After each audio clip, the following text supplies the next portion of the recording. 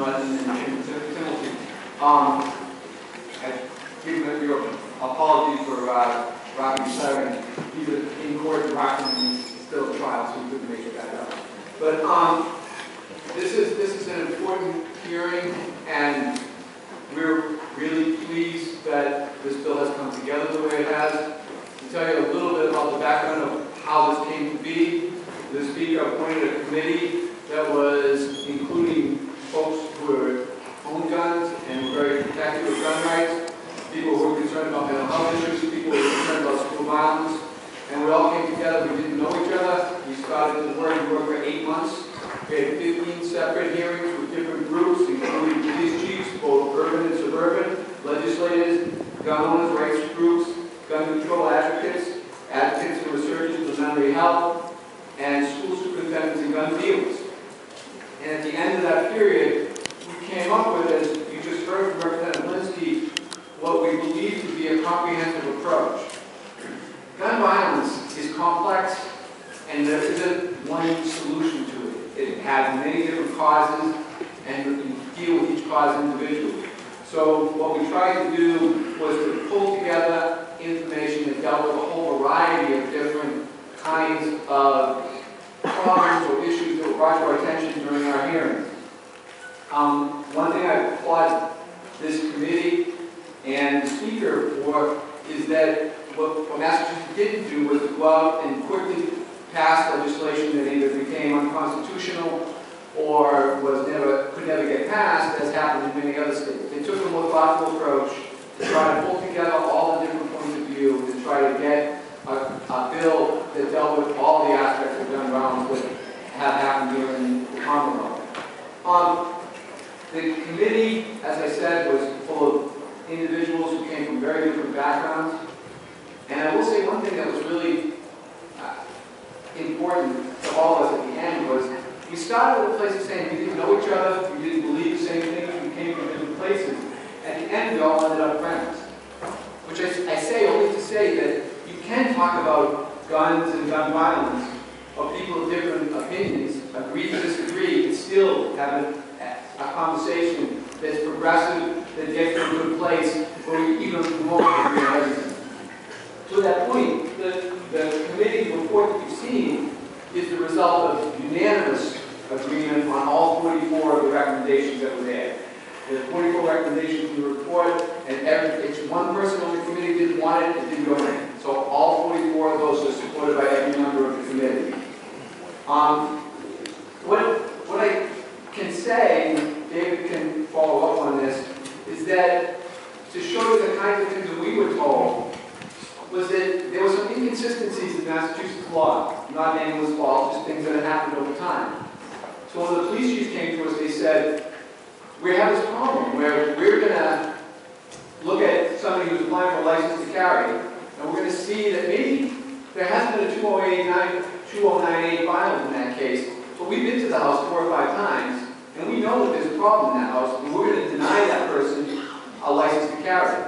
But then that person could go back the next day and get a shotgun, all right? And that inconsistency bothered the police chiefs, and was one of the places where we tried to craft a recommendation that would help that. In addition, we heard from that if you go to a gun dealer, and we've talked about this a little bit already today, if you go to a gun dealer, you go through a background check.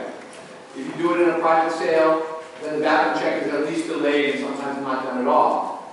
The other piece that I think is important is we met and talked to gun dealers, and what they told us was lots of people, and this goes back to your question, lots of people already come to them to sell their guns. They say, I want to get rid of the gun, I don't want to sell it myself, would you sell it for me? And they say it's a normal part of their business is to sell guns to people. They take a small cut, maybe 10%, but they sell the gun and it goes through the license process. And they said that's something they do normally, they are set up to do it, so it wasn't something new to them or a new burden on them. They said something that happens all the time. I think the other piece that I'll mention is we've had this conversation about misdemeanors and first-year misdemeanors, and it certainly wasn't the intent of someone going swimming that they never get a gun license. But what we put in there was that a group was going to get together, of police chiefs and members of the firearms board, to try to craft suitability standards. We heard from go to town A, you can have a gun, and you have the same person, you go to the next town over, you can't. That shouldn't be the case. So what we need to do is to say, what is it that is a suitability standard? What should we be doing? And it should be something you heard, but what we heard from the police chief was, we've been to the house for disturbances multiple times. We may not have arrested anybody, but we know that this person has been involved in disturbances. We have data on that, and then we would refer to people. So those are the kind of things that we were hoping to get out of this kind of thing. We're really proud of the gun suicide activity in here. As you heard already, there's 2 gun suicides nationally for every gun homicide. It's a problem that doesn't get talked about very much. We have some very good ideas in here about how to deal with gun suicide and educate the public around gun suicide. And finally, the mental health issues. We struggled with the mental health issues and how to do that. We were told over and over again that if you make it too restrictive on mental health, for mental health issues for people who want to buy guns, then they'll buy the gun and not take the services that they would need for mental health. So what we tried to do was to say, which group of, there's no data that suggests that mentally ill people are more likely to use guns and violence than folks who aren't. There's just no data for that. There is some data that says that people who have chronic substance abuse problems are more likely to use gun and violence often against themselves. And that's what the Section 35 change of the laws addresses. So we think that overall this will take a comprehensive approach to dealing with gun violence, and at the end of the day, it's going to save lives in Commonwealth of Massachusetts. Thank you for inviting me here. So I just want to re-emphasize some of the things that I said. So we are a task force of 8 people, 4 were gun owners, 4 non-gun owners, and every one of these recommendations was unanimous. It was 8-0. Anything that was 7-1 was not in the report. Some of the things which really seem to be important for all of us were background checks for all gun transactions, not just gun sales, but all gun transactions. We were convinced about the importance of suitability standards that Massachusetts has with the police have.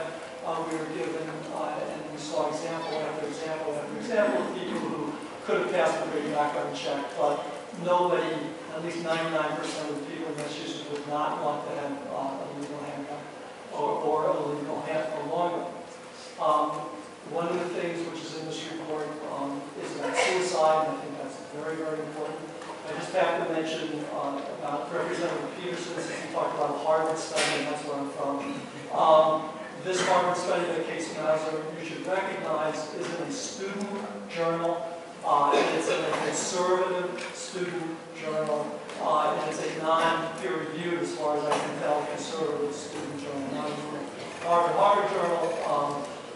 And its conclusions are contradicted by the overwhelming majority of the evidence. For example, we just did a large survey of all gun researchers, people who have been first authors on peer-reviewed journal articles in the past 4 years, and asked, what about the evidence about is a gun in the home a risk factor for suicide? And the overwhelming majority of researchers say yes, it is. The evidence is overwhelming that a gun in the home is a risk factor for suicide. So in terms of our report, we really thought that these 44 recommendations, we can't prove they'll have an effect, but we thought there was an actual chance they'd have a good effect, and we did not think that they were too onerous on gun owners. One of the things I really want to emphasize is that unlike something like heroin, guns begin legally, they're manufactured legally, they go wholesalers legally, they go dealers legally, and virtually 99.99% of guns in the United States were bought initially by a lawful gun owner. And somehow some of these guns are used illegally by these people, but they're also somehow getting clearly the wrong hands. Rather than waiting for somebody to do something wrong and then having huge punishments, the first thing one learns in Injury Prevention 101 is always to look upstream, and that it's often a lot easier to prevent the problem from occurring. And so one of the things we're trying to do in the report is to prevent guns being too easily transferred from, quote, illegal, lawful gun owners and getting into the wrong hands, because somehow clearly that is what's happening. And just to wait till these criminals use guns and then punish them in a good way. They're certainly not going to. Questions from the panel? Or somebody else? Thank you, Mr. Chairman. I want to thank the gentlemen for their work on the panel. And as we consider your panel a panel of experts where this bill came from, I have 3 specific questions, very short, but I'd like another specific answer or potentially a follow-up with the information not available. Number 1, expanding the suitability standard for the FID. You said it didn't seem right. What data do we have to show that without a suitability standard on the FID card, there's either crimes or violence being committed? 2, the expansion from 2 years to the 1-year misdemeanor. What data do we have to prove that those with 1-year misdemeanors, between 1 to 2-year misdemeanors, are committing gun violence and crimes? And the 3, the private sales. Those FA-10 forms are required for the legal transfer, and I hope that the Secretary can get the 450 10 forms and find out where those guns were last legally sold. But what data do you have as the experts to prove in those 3 categories this bill stops crime? Probably don't have the data that you need. To go to your last point on gun tracing, what we found is that that guns have been traced back, do come back to people who had turned them over. This has been found in Boston by Anthony Bragger a number of times. They turned them over to somebody, didn't file the A10 report, they then get turned over to someone else.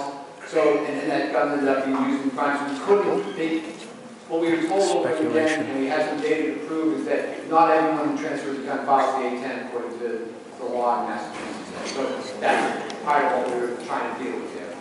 In terms of I just estimate. So for in those cases that they presented that data to you, did anyone go back and look at who the last person who legally purchased the gun was, and then go after them for violating the law? I can tell you that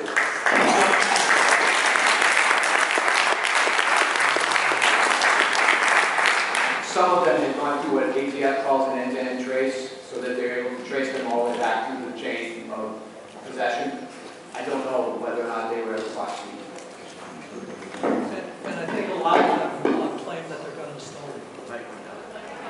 I hear you. Someone said that they claimed the gun was stolen, so do we know if they reported the gun stolen, as they are required to do by law? These are the facts. Your task force met for a year. I would expect you to have the facts.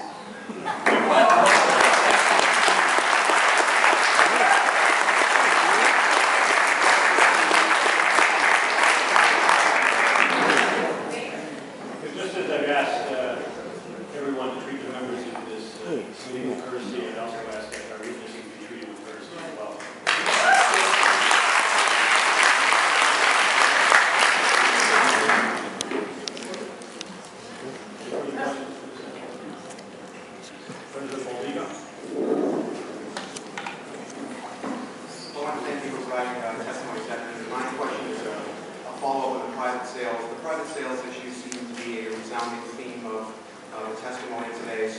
Obviously, a private sale that occurs when the FA-10 form is not filed is a violation of our current laws, which we should be prosecuting to the fullest extent.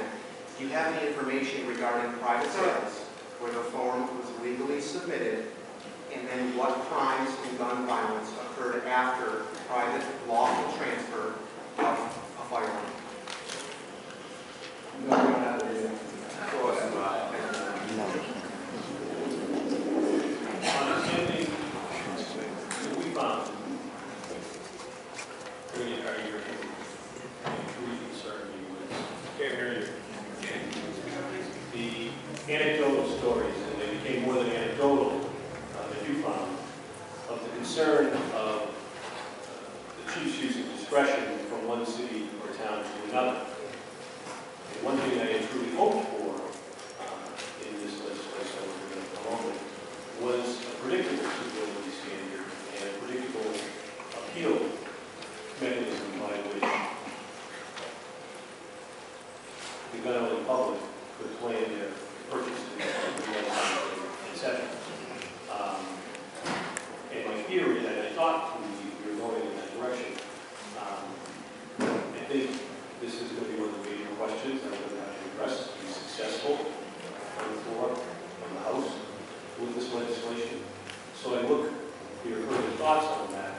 how are we accomplishing that by extending it to the lawn guns? Would it be helpful? I think what many people were looking for in this legislation was not a commission, but specific language creating that predictability, transparency. Would it be helpful to set a date certain by which this commission comes back? Because I think, again, that is one of the major points here that we have trepidation that would be an answer for the whole public. I do believe that a date certain would be very helpful for the group to come back with. I also would say that what we were told from the police chiefs was that there's, just like in this room, just like in the Commonwealth, there's a broad range of opinions among police chiefs about what the suitability factors were. We tried to get to a place where we could come up with a set of suitability factors. We couldn't get to agreement on that. But I do think that that's something that we don't need additional data. We just need to get some people in the room to talk about it and see what makes sense, and then roll that out. So I do think it's something we can do fairly quickly.